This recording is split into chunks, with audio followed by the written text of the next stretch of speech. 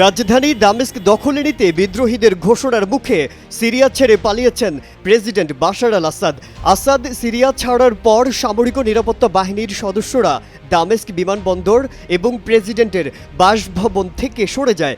গেল ৫ আগস্ট বাংলাদেশের ক্ষমতাচ্যুত সাবেক প্রধানমন্ত্রী শেখ হাসিনা যেভাবে বিমানের সংকেত গোপন করে ভারতে পালিয়ে যান, আসাদও দেশ ছাড়েন সংকেত অদৃশ্য করে।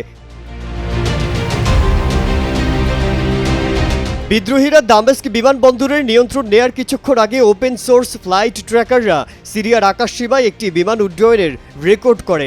এতে দেখা যায় দামেস্ক বিমানবন্দর থেকে উড়ে যাওয়া শেষ ফ্লাইট ছিল এটি।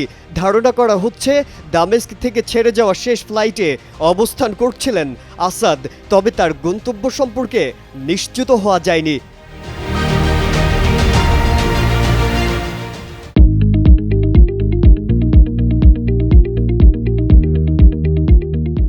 অন্যদিকে ৫ আগস্ট গণ আন্দোলনের মুখে দেশ ছেড়ে ভারতে পালিয়ে যান শেখ হাসিনা। হাসিনার ফ্লাইট অবস্থান অন্যদের না জানাতে ট্রান্সপন্ডার বন্ধ করে দেওয়া হয়েছিল ওই সময়ে। একটি উড়োজাহাজের অবস্থান, নাম, উচ্চতা, গতি এবং স্বয়ংক্রিয় জিওলোকেটর সিস্টেম জানাতে থাকে ট্রান্সপন্ডার। হাসিনাকে বহনকারী উড়োজাহাজটি ভারতীয় আকাশসীমার কাছাকাছি প্রবেশের আগ পর্যন্ত এর ট্রান্সপন্ডার চালু করা হয়নি।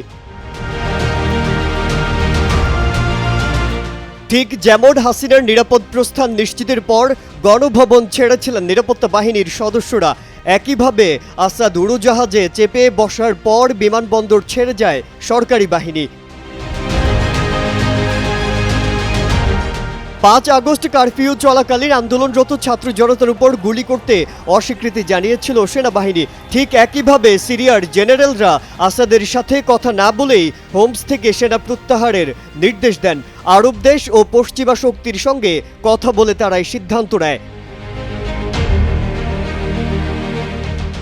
২০১১ সালে আরব বসন্তের জের ধরে সিরিয়ার বিক্ষোভ শুরু হয়। ক্রমে তা রূপ নেয় গৃহযুদ্ধে। রাশিয়া আর ইরানের সমর্থন পুষ্ট বাশার আল আসাদ নিজের ক্ষমতা অনেকটা সংহত করে রাখতে পেরেছিলেন, কিন্তু ১৩ বছর ধরে চলা গৃহযুদ্ধের চূড়ান্ত আক্রমণ হয় গত সপ্তাহ থেকে। নতুন লড়াইয়ে একের পর এক বড় বড় শহরের নিয়ন্ত্রণ হারায় সরকারি বাহিনী। বাশার প্রায় ২ যুগ ধরে স্বৈরাচারী কায়দায় ক্ষমতা কুক্ষিগত করে রাখেন। টানা ১৩ বছর ধরে চলা গৃহযুদ্ধে সিরিয়ায় ৫ লাখের বেশি মানুষ নিহত এবং বাস্তুচ্যুত হয়েছে। মাজহারুল আলম, কালের কণ্ঠ।